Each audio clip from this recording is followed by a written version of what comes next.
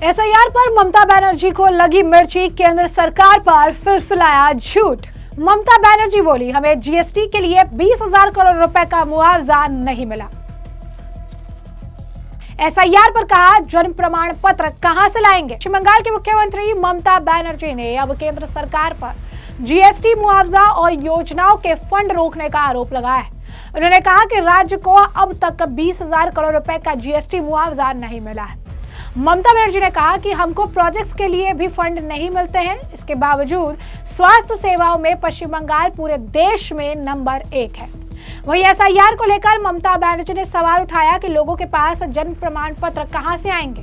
उन्होंने कहा, पहले के समय में स्थानांतरित प्रसव यानी हॉस्पिटल से बच्चे का जन्म आम नहीं था, इसलिए बहुत से लोगों के पास जन्म प्रमाण पत्र नहीं है।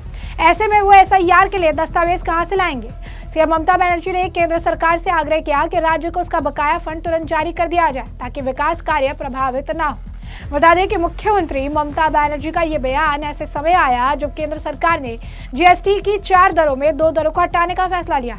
हाल ही में हुए जीएसटी काउंसिल की बैठक में जीएसटी की 2 दरें 12% और 18% को हटाने का फैसला किया गया। इस फैसले के बाद 22 सितंबर से सिर्फ जीएसटी की 2 दरें 5% और 18% ही लागू हो रही रहेगी। अब ऐसे में आप समझ सकते हैं कि ममता बनर्जी लगातार केंद्र सरकार पर इस तरीके के आरोप लगाती रही हैं। कभी जीएसटी को लेकर आरोप लगाती रही हैं, कभी काम परियोजनाओं को लेकर पैसा न देने का आरोप लगाती रही हैं, फंड रोकने का आरोप लगाती रही हैं और अब तो कह रही हैं कि हमारा फंड रोका जा रहा है। हमारी जो हेल्थ फैसिलिटी है वो देश की नंबर 1 हेल्थ फैसिलिटी है। ममता बनर्जी के इस बयान पर आम जनता ने ममता बनर्जी को ट्रोल करना शुरू कर दिया। एक व्यक्ति ने लिखा कि हम सभी को पता है कि पश्चिम बंगाल के हेल्थ सिस्टम का हाल जो है क्या है। अब देखिए कि कितना बड़ा झूठ जो है उनके द्वारा बोला जा रहा है। वहीं आपको बता दें कि जिस तरीके के बयान उनके सामने आए हैं जीएसटी और साथ ही साथ एसआईआर को लेकर, एक और व्यक्ति ने लिखा है कि 2016 में ममता बनर्जी ने बहुत सारी नौकरियां, थाउजेंड्स में जो है, हजारों में जो नौकरियां हैं वो जो है उन्होंने कैंडिडेट्स को बेच दी और सभी को जो है बर्थ सर्टिफिकेट जो है देख कर दिया। लेकिन अब वो चाहती हैं अपने वोट बैंक के लिए, अब अपने वोट बैंक के लिए कह रही हैं कि बर्थ सर्टिफिकेट, जन्म प्रमाण पत्र कहां से लेकर आएंगे। ये को समझना पड़ेगा कि पश्चिम बंगाल के लिए कोई अलग कानून नहीं है। जो कानून सबके लिए है वही कानून जो है पश्चिम बंगाल के लिए भी लागू होता है। बांग्लादेशी, मुस्लिम्स और रोहिंग्यास को यहाँ से डिपोर्ट करने की जरूरत है और वो उन्हें डिपोर्ट करके ही रह गए। एक और व्यक्ति ने लिखा है कि आखिर तृणमूल कांग्रेस लोगों को कब तक बरगलाती रहेगी, कब तक उन्हें जो है मैनिपुलेट करती रहेगी, मिसलीड करती रहेगी। बर्थ सर्टिफिकेट के अलावा भी बहुत सारे जो है बाकी अदर रेलिवेंस डॉक्यूमेंट्स है जिनकी मांग जो है की गई है। जब बंगाल में एसआईआर होगा तो उन डॉक्यूमेंट्स की भी जांच की जाएगी। सिर्फ बर्थ सर्टिफिकेट को लेकर आप मिसलीड क्यों कर रही हैं। वहीं आपको बता दें, यहाँ पर लोग ये भी लिख रही हैं कि जिस तरीके का बयान दे रही हैं, जिस तरीके का गंदा खेल एसआईआर को लेकर ममता बनर्जी खेल रही है, अब वो जनता पूरी तरीके से समझ चुकी है। आपको बता दें कि एक और व्यक्ति ने यहाँ पर आर्टिकल का मुद्दा भी उठा दिया और ये भी कह दिया कि ममता बनर्जी जिस सिस्टम की बात कर रही है उस सिस्टम में कितनी ज्यादा खोट है, आर्टिकल मामले में साफ तौर पर निकल कर ये सामने आ चुका है। कुछ लोग ये भी कह रही हैं कि किस तरीके से ममता बनर्जी को 20,000 करोड़ रुपए चाहिए, भगवत मान की सरकार को 66,000 करोड़ चाहिए, सिद्धरामैया को जो है 58,000 करोड़ रुपए चाहिए और इस तरीके से जो है सभी लोग ये कह रही हैं कि हम इसीलिए ग्रोथ नहीं कर पा रही हैं क्योंकि हम इतने पैसे केंद्र सरकार से चाहिए। जब आपको हर चीज के लिए केंद्र सरकार को रिस्पॉन्सिबिलिटी देना है, हर चीज के लिए केंद्र सरकार के सर पर ठिकरा फोड़ना है, तो आखिर आपने सत्ता अपने हाथ में ले क्यों रखी है। अब ऐसे में जीएसटी के लेकर जिस तरीके के आरोपों लगा रही है, इसमें यह भी समझ लीजिए कि अभी जो जीएसटी की दरें हैं वो क्या है।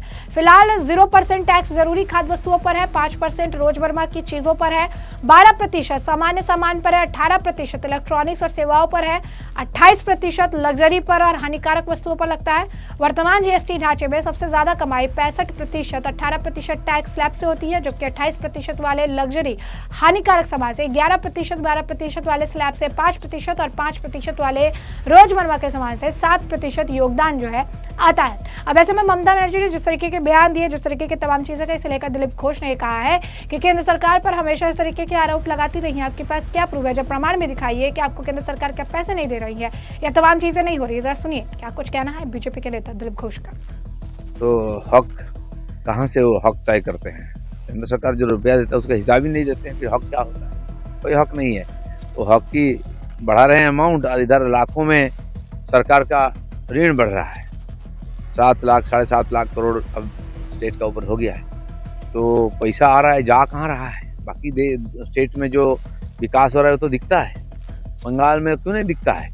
इसलिए लोग बंगाल छोड़कर भाग रहे हैं दूसरे प्रदेश में। हम जानते हैं और सभी लोग जान चुके हैं कि विपक्ष के जो लोग हैं बाहर के घुसपैठियों को अनधिकृत रूप से यहाँ बुला के और वोटर लिस्ट में नाम चढ़वाने की कोशिश कर रहे हैं। जो बिहार के लोगों का हकमारी होगा तो हमको पता है, बता रहे हैं। और बंगाल ही नहीं, ऐसे कई राज्यों में जहां का डेमोग्राफी चेंज हो गया, ये एक आश्चर्यजनक का विषय है। लेकिन इतना भरोसा है कि जो भी घुसपैठिए आएंगे, एसआईआर तो हर जगह होना चाहिए। क्यों नहीं होना चाहिए भाई? एसआईआर का मतलब ही है कि मतदाता परीक्षण। ऐसा तो नहीं कोई गलत रूप से कोई अधिकारी से मिलके, कोई अफसर से मिलके या अपने पद और नैतिकता का दुरुपयोग करके कोई बाहरी लोगों का वोटर लिस्ट में नाम कर दिया, जो मेरा बिहार के लोगों का हक मारेगा, बंगाल के लोगों का हक मारेगा। ऐसे लोगों को हटना चाहिए। और आरोप लगा रही है, कह रही है 20,000 करोड़ जो है हमें नहीं दिया गया, हमें मुआवजा नहीं मिल रहा है, जीएसटी का मुआवजा नहीं दे रही है, योजनाओं का फंड हमें हमारे जो है रोक रखा है, राज्य को 20,000 करोड़ रुपए का जीएसटी मुआवजा नहीं दे रही है। एसआईआर पर आपको बता दें कि पश्चिम बंगाल की ममता बनर्जी की सरकार, तृणमूल कांग्रेस की सरकार लगातार इसका विरोध करती रही है। लेकिन दूसरी तरफ चुनाव आयोग ने साफ स्पष्ट कर दिया है कि एसआईआर जरूर होकर रहेगा। पश्चिम बंगाल में से लेकर तैयारी भी शुरू हो चुकी है, अधिकारियों की ट्रेनिंग भी की जा रही है। 2000 जो है साल 2000 का जो भी उस वक्त आपको बताते हैं कि लिस्ट है, उस लिस्ट से मिलान करके नया जो है तैयार किया जाएगा। वोटर लिस्ट जो है उसे देखा जाएगा, किया जाएगा, क्योंकि उसके बाद एक लंबा समय हो चुका है। साल 2000 के बाद से किसी भी तरीके का एसआईआर या वोटर लिस्ट रिवीजन नहीं किया गया है, जो अब जरूरी है। और जैसा कि शुभेंदु अधिकारी पहले भी कह चुके हैं, उनका बयान जरा सुन लीजिए। पुराने बयान में वो हमेशा ये कहते रही है कि बिहार में तो लाखों में संख्या आती है, लेकिन पश्चिम बंगाल में अगर एसआईआर कराया जाता है तो ये संख्या करोड़ों में निकल कर आएगी, क्योंकि करोड़ों की संख्या में पश्चिम बंगाल में बांग्लादेशी रोहिंग्या जो है बसे हुए हैं और उन्हें पश्चिम बंगाल छोड़ना ही होगा, उन्हें डिपोर्ट करना ही होगा। सुनिए शुभेंदु अधिकारी ने क्या कहा। এসআইআর হবে, আধার কার্ডও পরিষ্কার বলেছে, এটা নাগরিকত্বের প্রমাণ নয়। আমি বলে দিচ্ছি আপনাকে, মৃত ডবল ট্রিপল এন্ট্রি অস্তিত্বহীন রোহিঙ্গা এবং বাংলাদেশের মুসলমানের নাম থাকবে না। পরিষ্কার ভারতীয় মুসলমানের কোনো চিন্তা নেই, বাংলাদেশি মুসলমান থাকবে না, নিশ্চিন্ত থাকুন। মমতা ব্যানার্জি যতদিন থাকবেন এইভাবে সাধারণ বাড়ির ছেলে মেয়েরা ওখানে পড়তে এসে খুন হবে। এর আগে রানাঘাটে একটি পরিবার ছেলে চিত্রদ্বীপ না স্বপ্নদ্বীপের হত্যার এখনো বিচার হয়। शुभेंदु अधिकारी ने बीजेपी के तमाम नेताओं ने समय समय पर बंगाल में, पश्चिम बंगाल में जो है एसआईआर कराने की मांग पर जोर दिया है और हमेशा ही कहा है कि पश्चिम बंगाल में एसआईआर कराना जरूरी है, ताकि ये पता चल सके कि वोट बैंक की राजनीति के लिए ममता बनर्जी ने किस तरीके से पश्चिम बंगाल में सुनियोजित तरीके से डेमोग्राफी बदलने का काम किया है। कुछ पार्ट है वो प्रैक्टिकल नहीं है, वो नहीं होना चाहिए। तो अभी सुप्रीम कोर्ट कुछ कहा तो इसके ऊपर हमारा लीडरशिप और जो लीगल जो स्पेशलिस्ट है वो सब एनालाइज कर रहे हैं। अभी कोई कमेंट नहीं करूंगा। नहीं, वो उसका स्टेटमेंट कोई नहीं। वैसे मैं हमने आपको जो पूरा मामला विस्तार से बताया, इस मामले पर आपकी जो राय हो कमेंट सेक्शन में कमेंट करके जरूर साझा करिएगा। धन्यवाद।